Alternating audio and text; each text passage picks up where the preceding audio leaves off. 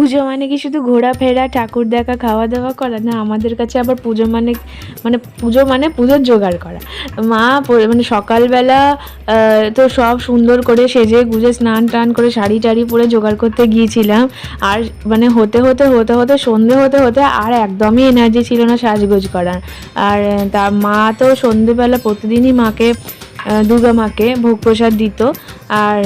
আর আমি কি বাড়ির কাজকর্ম সামলেই যেত মণ্ডপে আর কি। তারপরে আমি ঘুম থেকে উঠে বেশ ভালো করে ঘুম থেকে উঠে চা টা খেয়ে একটা ভালো জামা কাপড় পরে যেতাম ওই সন্ধ্যেবেলার খাবার তৈরি করতে ঠাকুরের।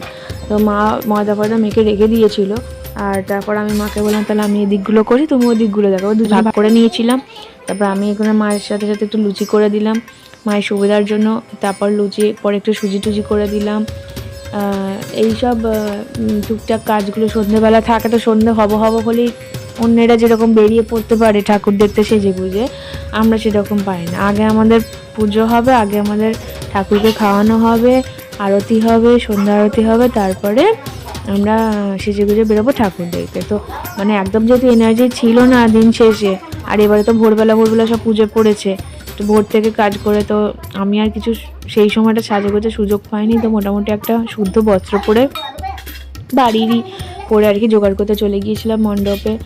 আর এই সময়টা পাড়ার কেউ তেমন থাকে না, সব সাজাগোজা ঘুরে বেড়াতে ব্যস্ত থাকে।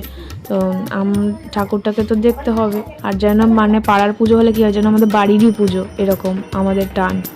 তারপরে আমাদেরও তো ইচ্ছা করে ঠাকুর ফাকুর দেখতে। তো তারপরে আমরা যখন সেজে গুজে বেরোই, এনার্জি আস্তে আস্তে প্রায় 8:30, 9টা, 10টাও বেজে যায়। তো 10টার সময় আমরা আবার একটু সাজুগুজু করে বেরোই, তাও আবার সব মেয়েরা মিলে, মানে আমি, আমার মেয়ে, আমার মা।